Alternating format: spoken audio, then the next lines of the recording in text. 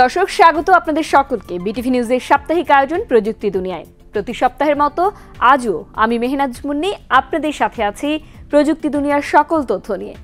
প্রতিদিনের জীবনযাত্রাকে সহজতর করার পাশাপাশি প্রযুক্তি কিভাবে বিভিন্ন খাতে নতুন দিগন্ত খুলে দিচ্ছে তাই নিয়ে আমাদের আজকের আয়োজন। চলুন শুরু করা যাক।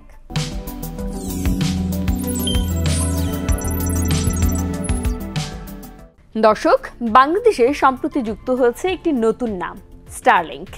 স্যাটেলাইট ভিত্তিক এই ইন্টারনেট সেবাটি নিয়ে বিশ্বজুড়ে যেমন আগ্রহ, বাংলাদেশেও তা নিয়ে চলছে নানা সমালোচনা এবং আলোচনা।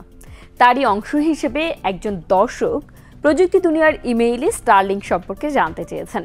আপনাদের অনুরোধে তাই আমরা বাংলাদেশের স্টারলিংকের যাত্রার পেছনের গল্প জানাবো। প্রযুক্তি দুনিয়ার টিম এ নিয়ে কথা বলেছে বাংলাদেশ স্যাটেলাইট কোম্পানি লিমিটেড এর ব্যবস্থাপনা পরিচালক ডক্টর মোহাম্মদ ইমাদুর রহমানের সঙ্গে। স্টারলিংক হলো স্পেসএক্সের একটি উপগ্রহ ইন্টারনেট প্রকল্প, যার লক্ষ্য হলো বিশ্বব্যাপী উচ্চগতির ইন্টারনেট সংযোগ প্রদান করা। কিভাবে সম্ভব হলো স্টারলিংককে বাংলাদেশে নিয়ে আসা?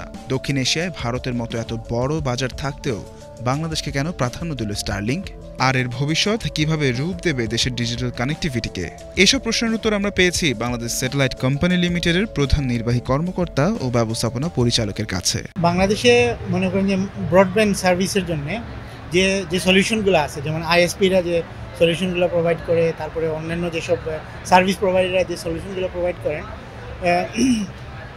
এটা আসলে মানে দেশের সার্টেন জায়গাতে ইজ গুড, কিন্তু অনেক জায়গাতে এটার অ্যাভেলেবিলিটি নাই, নাম্বার ওয়ান। নাম্বার টু হচ্ছে অনেক জায়গাতে is not up to the mark. হ্যাঁ, কোয়ালিটির ক্ষেত্রে আমরা আসলে লট টু বি মানে অ্যাচিভ, আরও অনেক বেশি আসলে ইমপ্রুভ হওয়া দরকার। আমি ব্যক্তিগতভাবে মনে করি স্টারলিংক যখন একটা ইউনিফর্ম ওয়েতে সারা দেশের যে কোনো জায়গাতে বসে আপনাকে এনশিওর করতে পারবে যে you will get certain bit rate, হ্যাঁ, certain data rate, this will really, এটা আসলে অন্যান্য সকল সার্ভিস প্রোভাইডারকে রিয়েলি পুশ আপ করবে। বিকজ এটা এখন কম্পিটিশনের জন্য আলাদা একটা লেভেল প্লেয়িং ফিল্ড তৈরি হবে, so I think in that way I think আমার কাছে মনে হয় যে এটা খুবই ভালো বাংলাদেশের জন্য, এটা খুবই পজিটিভ একটা জিনিস। আমার কাছে মনে হচ্ছে যে এখন স্টারলিংক যখন একটা স্ট্যান্ডার্ড সেট করবে, বাকি সকল সার্ভিস প্রোভাইডারকেও এই স্ট্যান্ডার্ডের সাথে কম্পিট করতে হবে, অ্যান্ড ইন দ্যাট ওয়ে আসলে আমাদের পুরো এই সার্ভিসটা ইমপ্রুভ করবে। দ্যাট আই পার্সোনালি আমি এটা বিশ্বাস করি। বাংলাদেশ স্যাটেলাইট কোম্পানি লিমিটেড, আমরা 2023 সালে প্রথম স্টারলিংকের সাথে আমাদের একটা এমওইউ হয়, এবং ওইটার অধীনে আমরা একটা এনডিএ আমরা সাইন করি, এবং ওইটার অধীনে আমরা 5টা স্টারলিংক ডিভাইস নিয়ে সারা বাংলাদেশের বিভিন্ন সিচুয়েশনে আমরা টেস্ট করেছি। যেমন জাহাজের মধ্যে টেস্ট করেছি, পানির মধ্যে টেস্ট করেছি, ঘর বাড়িতে টেস্ট করেছি, শহরে টেস্ট করেছি, তারপরে গ্রামাঞ্চলে টেস্ট করেছি, এবং ইন ডিফারেন্ট এনভায়রনমেন্ট এটাকে করেছি আমরা। তো we are the actually first one যাদের সাথে স্টারলিংকের এই টেস্ট কানেক্টিভিটিগুলো আমরা টেস্ট করেছি। এরপরে আমরা রিসেন্টলি গত বাংলাদেশ ইনভেস্টমেন্ট সামিটে, ওইখানে আমরা using Starlink devices we have provided local internet investing সামিটের লোকেশনে। তো আমরা যেটা দেখেছি সেটা হচ্ছে যে ফর এক্সাম্পল কেউ একজন ফ্রিল্যান্সার, অথবা কেউ একজন উনি একটু ঢাকার বাইরে কোথাও বসে কাজ করতে চান, চট্টগ্রামের বাইরে কোথাও বসে কাজ করতে চান, ওনার যদি ভালো কানেক্টিভিটি থাকে, ইলেকট্রিসিটি কানেকশন থাকে, আর ওনার যদি একটা টার্মিনাল থাকে, স্টারলিংকের টার্মিনাল থাকে, তাহলে দেশের যে কোনো জায়গায় বসে 200 Mbps 250 Mbps একটা কানেক্টিভিটি পাওয়া becomes very easy. So in that way I think it's really, এটা আসলে আমার কাছে মনে হয় যে এই মানে ব্রডব্যান্ড সার্ভিসের একটা গণতন্ত্রায়ন হবে। এটা এখন শুধুমাত্র দেশের কিছু মানুষের জন্য কিছু জায়গায় এটা থাকবে না, এটা একটা গণতন্ত্রায়ন হবে। এনি প্লেস, এনি লোকেশন আপনি আসলে এটা এই কানেক্টিভিটি আপনি পাবেন। সো টেকনিক্যালি যে ডিফারেন্সটা হচ্ছে, এটা যদি আকাশ মেঘাচ্ছন্ন থাকে তাহলে স্যাটেলাইট কমিউনিকেশনের জন্য তখন রেট একটু কমে আসবে, কিন্তু তারপরেও ইটস স্টিল ভেরি গুড। আমরা টেস্ট করেছি যে ইভেন মেঘাচ্ছন্ন দিনেও 110 Mbps 120 Mbps পাওয়া যায়, উইচ ইজ রিয়েলি গুড। এই আলোচনা থেকে বলাই যায় বাংলাদেশে স্টারলিংকের আবির্ভাব প্রযুক্তি বিপ্লবের দ্বার উন্মোচন করেছে। প্রযুক্তি প্রেমীরা এখন দিন গুনছে স্টারলিংক ব্যবহারের অপেক্ষায়। বাংলাদেশে শুরু হলো ইলন মাস্কের স্টারলিংক ইন্টারনেট সেবা। সারা বিশ্বে স্যাটেলাইটের মাধ্যমে দ্রুতগতির ইন্টারনেট সেবা প্রদানকারী এই প্রতিষ্ঠান গত 20 মে থেকে বাংলাদেশে তাদের কার্যক্রম শুরু করেছে। দর্শক, চলুন দেখে আসি কিভাবে অর্ডার করা যায় এই সেবা। স্টারলিংকে সেবা পেতে আপনাকে প্রবেশ করতে হবে তাদের ওয়েবসাইটের ঠিকানা www.starlink.com/map। ওয়েবসাইটে ঢুকে নির্ধারিত ঠিকানা বা কারেন্ট লোকেশন আইকনে ক্লিক করলেই পেমেন্ট অপশন সহ অর্ডারের পেজ খুলে যাবে। এখান থেকে পছন্দের প্যাকেজ নির্বাচন করে চেক আউট করুন। এরপর ফটো আইডির কপি ও যোগাযোগের ঠিকানা দিয়ে স্থানীয় ব্যাংকের কার্ড ব্যবহার করে পেমেন্ট করতে হবে। স্টারলিংক স্ট্যান্ডার্ড কিট অর্ডার করতে খরচ পড়বে ৪৭,০০০ টাকা। এর সঙ্গে শিপিং চার্জ ২,৮০০ টাকা, অর্থাৎ মোট ৪৯,৮০০ টাকা। এক একটা ডিভাইসের জন্য ৪৯,০০০ টাকা তাদের একটা প্রাইস তারা দিয়ে রাখছে, আর এটা আপ টু ৩০০ Mbps পর্যন্ত উঠবে। এই ক্ষেত্রে একটা চ্যালেঞ্জিং হতে পারে, কারণ ৪৯,০০০ টাকা দিয়ে আসলে কতজন মানুষ এই ডিভাইসটা কিনতে পারবে, এটা একটা প্রশ্নের ব্যাপার থাকবে অবশ্যই। তাছাড়া এই ডিভাইসটা যদি কোনো কারণে সমস্যা তৈরি হয়, সেক্ষেত্রে রিপেয়ারিং বা কোনো ধরনের সার্ভিসিং যেটাই বলেন, এটা আসলে কীভাবে হবে, এই জিনিসগুলো আসলে খুব ভালোভাবে আমাদের দেখা উচিত। আপনার প্রয়োজনে পিভট মাউন্ট, ওয়াল মাউন্ট বা পাইপ অ্যাডাপ্টারও কিনতে পারবেন। এগুলোর খরচ যথাক্রমে ৬,৭০০, ৫,৯০০ এবং ২,৬০০ টাকা। অর্ডার নিশ্চিত হওয়ার ৩ থেকে ৪ সপ্তাহের মধ্যেই সরবরাহ করা হবে রাউটার সহ অন্যান্য যন্ত্র। সংযোগ চালুর পর প্রতি মাসে নির্ধারিত প্যাকেজ অনুযায়ী বিল পরিশোধ করতে হবে। স্টারলিংকের দ্রুতগতির ইন্টারনেট সেবা দেশের দূরবর্তী অঞ্চলেও সহজে ইন্টারনেট সংযোগের সুবিধা দেবে। সামাজিক যোগাযোগ মাধ্যমে আলোড়ন তৈরি করা খবর দেশের বাজারে স্টারলিংক। তবে বাস্তবে কি এর জনপ্রিয়তা অনেক বেশি? স্টারলিংক নিয়ে দেশের তরুণ ইন্টারনেট ব্যবহারকারীদের ভাবনাই বা কি? এখন দেখব সেই খবর। দেশে বর্তমানে ইন্টারনেট ব্যবহারকারীর সংখ্যা ১৪ কোটি ছুঁই। এর মধ্যে একটা বড় অংশের বেড়ে ওঠা প্রযুক্তির মাঝে। নিত্য নতুন ডিভাইসগুলোকে যারা নখদর্পণে রেখেছেন, প্রতিনিয়ত যারা এই সেবা গ্রহণ করছেন, বিশ্বমানের ইন্টারনেট সেবার আবির্ভাবে তাদের প্রতিক্রিয়া কি? কিভাবেই বা তারা একে সঠিকভাবে ব্যবহার করতে চান? শুধু কন্টেন্ট ক্রিয়েটরদের জন্য না, এটা ওভারঅলই বাংলাদেশে যারা ইন্টারনেট ইউজার আছে তারা, আমরা বিগত যতদিন আমরা ইন্টারনেটের নাম শুনছি, এটা আমি কাউকে স্পেসিফিক বলবো না, তবে 5Gর নাম বলছে, আসলে আমরা 2G পাই কিনা এটা সন্দেহ আছে। আর দ্বিতীয়ত হচ্ছে যেটা আমরা রাউটার ইন্টারনেট যেটা আমরা ব্যবহার করি, সেখানেও বিভিন্ন সময় আমরা ড্রপ ফেস করি বা বাফারিং থাকে, নানা ধরনের ঝামেলা থাকে। অ্যাজ এ কন্টেন্ট ক্রিয়েটর হিসেবে যদি বলতে হয়, তাহলে স্টারলিংক অবশ্যই আমাদের জন্য বড় ধরনের অবদান রাখবে, কারণ আমরা বড় কন্টেন্ট অনেকেই আমরা ক্রিয়েট করি। সেই সাথে দেখা গেলে একটা আপলোড করতে গেলে আমাদের অনেক সময় 4-5 ঘন্টাও চলে যায় অনেক সময়। আবার ইন্টারনেটে যদি কোনো দিন ঝামেলা থাকে, সেদিন দেখা গেল আমরা কোনো ফ্রাইডে মিস করতেছি একটা নেট পোস্ট করতে। সেই সাথে স্টারলিংক ইন্টারনেট আমার মনে হয় যে আমরা খুব খুব স্পিডি একটা ইন্টারনেট আমরা পাবো, যেখানে 300 Mbps পর্যন্ত বলা হচ্ছে যে আমরা সেখানে সাপোর্ট পাবো। আমাদের দেশে বর্তমান যে নেট ব্যবস্থা আছে, ওভারঅল সব জায়গায় চলে এবং সব জায়গায় ভালোটা পারফরমেন্স পাওয়া যায় না। দেখা গেছে বান্দরবনে একটা পাওয়া কম বেশি হয়, গ্রামে একটু কম বেশি হয়, শহরে কম বেশি হয়। এজন্য আশা করা যায় যে হয়তো আমাদের দেশে যেটা নতুন স্টারলিংক বাংলাদেশে হয়তো অচিরেই আসবে, সেটা অবশ্য আশাবাদী। আমরা আশা করি আলহামদুলিল্লাহ মোটামুটি অনেকটুকুন ভালো হবে। তরুণ প্রজন্মের সুদূর প্রসারী চিন্তা নিঃসন্দেহে প্রশংসনীয়। এই যাত্রাকে বেগবান করতে উচ্চগতির ইন্টারনেট যে একটা গুরুত্বপূর্ণ ভূমিকা রাখবে, তা নিয়ে অবকাশ নেই কোনো সন্দেহের। কৃত্রিম বুদ্ধিমত্তার নানা চমক গত কয়েক বছরে পৃথিবী জুড়ে দেখা যাচ্ছে। ডাক্তার হুয়া নামে একজন এআই চিকিৎসক এবার রীতিমতো ক্লিনিকের রোগী দেখবে বলে জানা গেছে। সৌদি আরবে এআই চিকিৎসক আছে এমন একটি ক্লিনিক চালু করা হয়েছে। সৌদি আরব বিশ্বের প্রথম এআই ক্লিনিক চালু করছে, যেখানে কৃত্রিম বুদ্ধিমত্তা ব্যবহার করে রোগীদের রোগ নির্ণয় করা হবে। সিনি এআই নামে একটি চীন ভিত্তিক চিকিৎসা প্রযুক্তি সংস্থা আলামুসা হেলথ গ্রুপের সঙ্গে যুক্ত হয়ে এই ক্লিনিক চালু করেছে। গত মাসে সৌদি আরবের পূর্বাঞ্চলীয় আল আহসা প্রদেশে পরীক্ষামূলকভাবে কাজ শুরু করেছে এই এআই ক্লিনিক। আসুন জেনে নেই কিভাবে কাজ করে এআই ক্লিনিক। এআই ক্লিনিকের লক্ষ্য রোগীদের রোগ নির্ণয় ও চিকিৎসার জন্য প্রথম যোগাযোগের জন্য মানব চিকিৎসকদের বদলে এআই চিকিৎসক ব্যবহার করা। এআই এখানে অনেক কাজ করলেও মানব চিকিৎসক পর্যবেক্ষক হিসেবে পুরো সিস্টেমে নজর রাখছেন। সিনিএআই জানিয়েছে, এআই ক্লিনিক একটি উদ্ভাবনী চিকিৎসা সেবা ব্যবস্থা। এখানে এআই ডাক্তাররা স্বাধীনভাবে রোগের সন্ধান থেকে শুরু করে প্রেসক্রিপশন পর্যন্ত দিতে পারে। এআই যে পরামর্শ দিচ্ছে, মানব ডাক্তাররা তা পর্যালোচনা করেন। রোগীরা ক্লিনিকে আসার পর একটি ট্যাবলেট কম্পিউটার ব্যবহার করে ডাক্তার হুয়াকে সব তথ্য দেন। এআই রোগীর সব তথ্য ও লক্ষণ পর্যালোচনা করে। এআই প্রকৃত ডাক্তারের মতো রোগীদের নানা প্রশ্ন করে। মানব সহকারীর সাহায্যে রোগীর বিভিন্ন তথ্য ও ছবি বিশ্লেষণ করে রোগীকে বিভিন্ন পরামর্শ দেয় ডাক্তার হুয়া।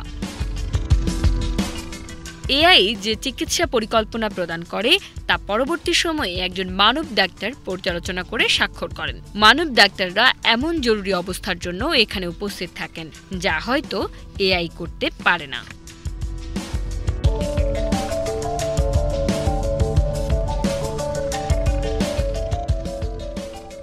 বর্তমানে এআই ডাক্তার শুধু শ্বাসযন্ত্রের অসুস্থতা সম্পর্কে পরামর্শ প্রদান করছে। হাঁপানি ও ফ্যারেঞ্জাইটিসের মতো প্রায় 30টি রোগের চিকিৎসা করতে পারে এআই ডাক্তার। সিনিএআই ভবিষ্যতে আরও নতুন 50টি শ্বাসযন্ত্র, গ্যাস্ট্রোএন্টেরোলজিক্যাল ও চর্মরোগ সংক্রান্ত রোগকে চিকিৎসার মধ্যে অন্তর্ভুক্ত করার জন্য এআই ডাক্তারের ডেটাবেস প্রসারিত করার লক্ষ্যে এখন কাজ করছে বলে জানা গেছে।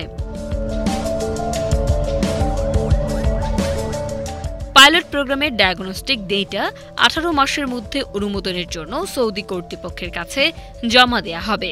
সিনিএআই জানিয়েছে, চলমান পরীক্ষার আগে প্রযুক্তিটির ত্রুটির হার 0.3% ছিল।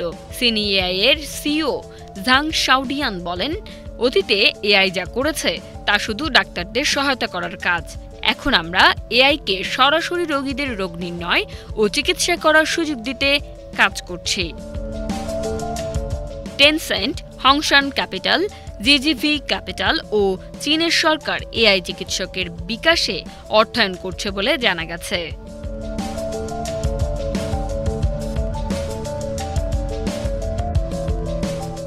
বাহরাইনের আমিরকে ঘিরে সাম্প্রতিক সময়ে একটি ভিডিও এবং খবর আলোচনায় আসে, যেখানে তাকে দুবাইয়ে একটি রোবট দেহরক্ষীর সঙ্গে দেখা যায়।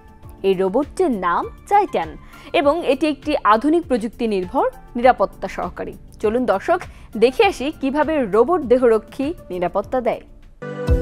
টাইটান রোবটটি দেখতে বিশাল আকৃতির এবং মানুষের আকৃতির মতো। এর উপস্থিতি মানসিকভাবেই হুমকিদাতাদের নিরুৎসাহিত করতে পারে, কারণ এটি একটি উন্নত পর্যবেক্ষণ ইউনিট হিসেবে কাজ করে।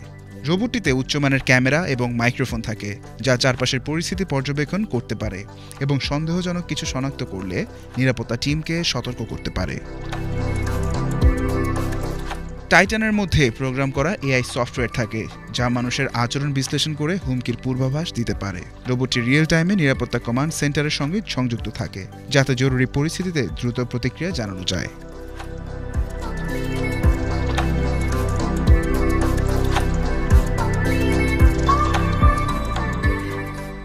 অনেক স্মার্ট সিকিউরিটি রোবটের মতো টাইটানের ভিতরে অডিও ও লাইট সতর্কবার্তা, অ্যালার্ম এবং কখনো কখনো অপ্রাণঘাতী অস্ত্র থাকতে পারে, যেমন পেপার স্প্রে বা শক সিস্টেম। এই রোবট দেহরক্ষী একটি সহায়ক প্রযুক্তি, যা আসল মানব নিরাপত্তা বাহিনীর পাশাপাশি কাজ করে।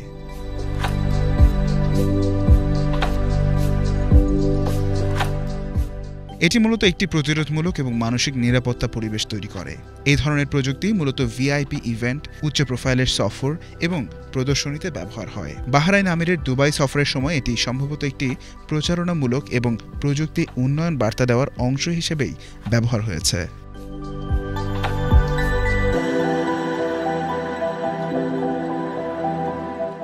ডিজিটাল জীবনের সঙ্গে আমাদের সম্পর্ক অবিচ্ছেদ্য। অফিসের কাজ, ব্যাংকিং, সামাজিক যোগাযোগ, কেনাকাটা সবই এখন অনলাইন ভিত্তিক। কিন্তু এই সুবিধার ভেতর লুকিয়ে আছে ভয়ঙ্কর এক ছায়া, যার নাম সাইবার হামলা। প্রতিদিনই বিশ্বজুড়ে লাখ লাখ মানুষ সাইবার অপরাধের শিকার হচ্ছেন। ব্যক্তিগত তথ্য ফাঁস, bank account hack, blackmailing, phishing scam এসব এখন সাধারণ মানুষের জীবনে নতুন আতঙ্কের নাম। তাই প্রয়োজন সাইবার সচেতনতা। একটু সতর্ক হলেই আমরা নিজেরাই নিজেদের প্রথম সুরক্ষা দিতে পারি। চলুন জেনে নেই সাইবার হামলা থেকে নিজেকে সুরক্ষিত রাখার কিছু উপায়। পাসওয়ার্ড এখন ডিজিটাল দুনিয়ার নিরাপত্তার প্রথম লক। দুর্বল পাসওয়ার্ড মানেই সাইবার অপরাধীদের জন্য খোলা দরজা। তাই পাসওয়ার্ড হতে হবে অন্তত 12 ডিজিটের, যাতে ছোট বড় অক্ষর, সংখ্যা এবং বিশেষ চিহ্ন থাকে। একই পাসওয়ার্ড বারবার ব্যবহার না করাই সবচেয়ে নিরাপদ। প্রয়োজনে পাসওয়ার্ড ম্যানেজার অ্যাপ ব্যবহার করতে পারেন। অ্যাকাউন্ট নিরাপদে রাখতে 2 ধাপের যাচাই অর্থাৎ 2 ফ্যাক্টর অথেন্টিকেশন ব্যবস্থার বিকল্প নেই। এটি চালু রাখলে শুধু পাসওয়ার্ড দিয়ে কেউ অ্যাক্সেস করতে পারবে না, দ্বিতীয় ধাপ হিসেবে আপনার মোবাইলে SMS বা ইমেল কোড আসবে। এই ব্যবস্থা খুবই কার্যকরী। বলা চলে এই পদ্ধতি প্রায় 99% হ্যাকিং রোধে সহায়ক।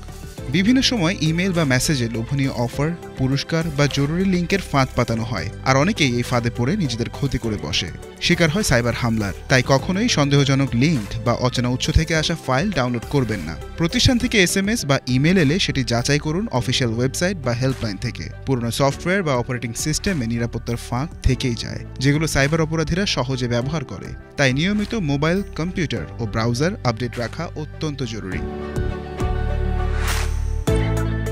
সোশ্যাল মিডিয়া এখন হ্যাকারদের প্রধান লক্ষ্য। ব্যক্তিগত তথ্য, ছবি, লোকেশন সব শেয়ার করার আগে দ্বিতীয়বার ভাবুন। প্রাইভেসি সেটিংস ঠিকভাবে নির্ধারণ করুন। অপরিচিত ব্যক্তিদের ফ্রেন্ড রিকোয়েস্ট গ্রহণ থেকে বিরত থাকুন। ফ্রি ওয়াইফাই যতই আকর্ষণীয় হোক, সেখানে আপনার তথ্য হ্যাক হওয়া খুব সহজ। জরুরি হলে VPN ব্যবহার করুন। পাবলিক নেটওয়ার্কে কখনোই ব্যাংকিং পাসওয়ার্ড পরিবর্তন বা ব্যক্তিগত তথ্য সংক্রান্ত কাজ করবেন না। সাইবার হামলার কারণে আপনার ডেটা নষ্ট বা লক হয়ে যেতে পারে। তাই গুরুত্বপূর্ণ ফাইল বা ডেটা নিয়মিত ব্যাকআপ রাখুন অন্য কোথাও, হোক সেটা ক্লাউড বা এক্সটার্নাল হার্ড ড্রাইভ। আমাদের সাইবার অপরাধীদের দোষারোপ করেই দায় শেষ করা উচিত নয়। নিজের ডিজিটাল জীবন নিরাপদ রাখার দায়িত্ব আমাদের নিজেদেরই নিতে হবে। প্রযুক্তি সুবিধার পাশাপাশি নিরাপত্তার ব্যারিকেডও নিজেদের তৈরি করতে হবে। একটু সচেতনতার কিছু সহজ নিয়ম মানলেই আপনি হতে পারেন সাইবার ঝুঁকিমুক্ত।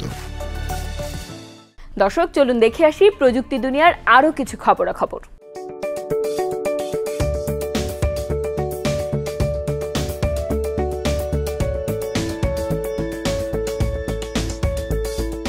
এআই এখন এমন পর্যায়ে পৌঁছেছে যেখানে গাড়ি নিজেই রাস্তার অবস্থা বুঝতে পারে, ট্রাফিক সিগন্যাল অনুসরণ করতে পারে, এমনকি দুর্ঘটনা এড়াতে দ্রুত সিদ্ধান্ত নিতে পারে। গুগল, টেসলা এবং মার্সিডিজ সহ বড় বড় কোম্পানিগুলো স্বয়ংক্রিয় গাড়ির উন্নয়নে কাজ করছে।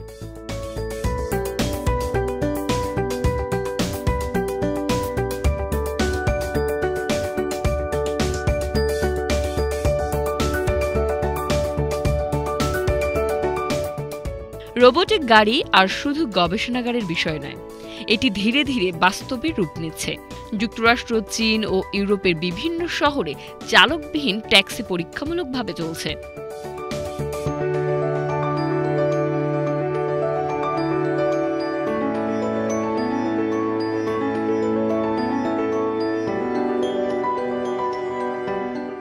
এআই ও রোবোটিক্স প্রযুক্তির সংযোগে তৈরি এই গাড়িগুলো ভবিষ্যতে যাত্রী পরিবহনের নতুন মাত্রা যোগ করবে। গাড়ি চালানোর সময় মোবাইল ফোন ব্যবহার দুর্ঘটনার একটি বড় কারণ। তবে এআই সমৃদ্ধ গাড়িগুলো চালকের আচরণ পর্যবেক্ষণ করতে পারবে এবং ফোন ব্যবহারের সময় সতর্ক করবে। অন্যদিকে বৈদ্যুতিক গাড়ির ভবিষ্যৎও এআই এর হাতে।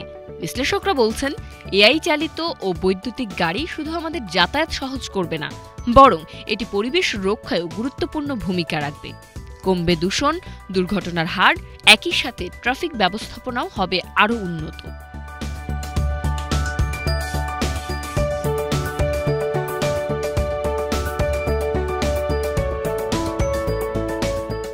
এটি শুধু প্রযুক্তির অগ্রগতি নয়, বরং ভবিষ্যতের এক নতুন দিগন্ত। প্রযুক্তির এই বিপ্লবের সঙ্গে তাল মিলিয়ে আমাদেরও প্রস্তুত হতে হবে।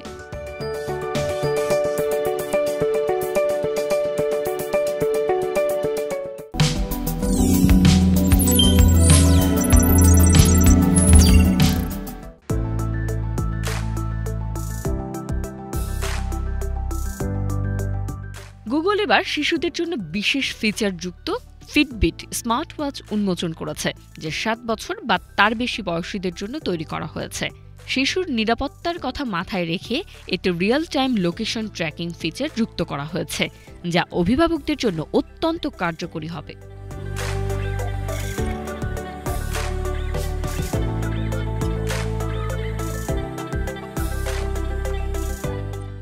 স্মার্ট ওয়াচটিতে রয়েছে ওএলইডি ডিসপ্লে, কর্নিং গরিলা গ্লাসের সুরক্ষা এবং স্টেইনলেস স্টিল ও পুনর্ব্যবহারযোগ্য প্লাস্টিকের বডি।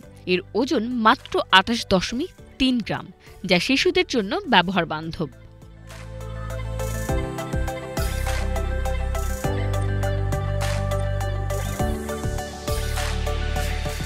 পারফরম্যান্সের দিক থেকে এতে রয়েছে 2 জিবি র্যাম, 32 জিবি স্টোরেজ এবং কোয়ালকম স্ন্যাপড্রাগন W5 প্রসেসর। তবে গুগল প্লে স্টোরের সুবিধা এতে থাকছে না। ব্যাটারি পারফরম্যান্সও বেশ ভালো, 30 মিনিটে 60% চার্জ এবং 70 মিনিটে সম্পূর্ণ চার্জ হয়ে যাবে এই স্মার্ট ওয়াচ।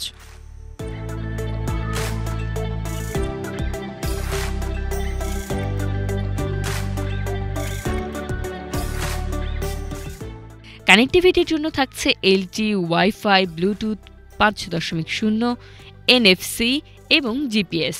ফিটবিট অ্যাপের মাধ্যমে অভিভাবকরা স্মার্ট ওয়াচটি নিয়ন্ত্রণ করতে পারবেন, তবে 24 ঘন্টার বেশি লোকেশন ডাটা সংরক্ষণ হবে না।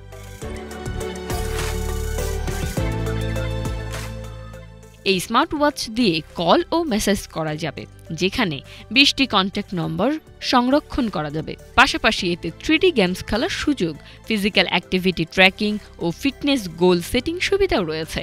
সবচেয়ে চমকপ্রদ ব্যাপার হলো এটি 50 মিটার পানির নিচেও কাজ করবে, অর্থাৎ এটি সম্পূর্ণ ওয়াটার রেসিস্ট্যান্ট।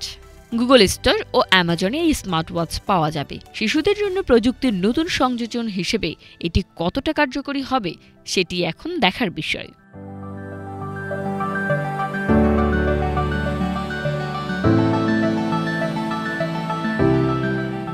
দর্শক, দেখতে দেখতেই আমরা চলে এসেছি অনুষ্ঠানের শেষ পর্যায়ে। আমরা জানতে চাই প্রযুক্তি নিয়ে আপনার ভাবনা, জানাতে চাই সব অজানা উদ্ভাবনের আদ্যপান্ত। আমাদের ইমেইল করতে পারেন www.starlink.com/map এই ঠিকানায়। আজ বিদায় নিলেও পরবর্তী পর্বে ফিরছি প্রযুক্তি দুনিয়ার নতুন নতুন সব খবর নিয়ে। ততক্ষণ পর্যন্ত ভালো থাকুন, সুস্থ থাকুন, উদ্ভাবনীর সাথেই থাকুন।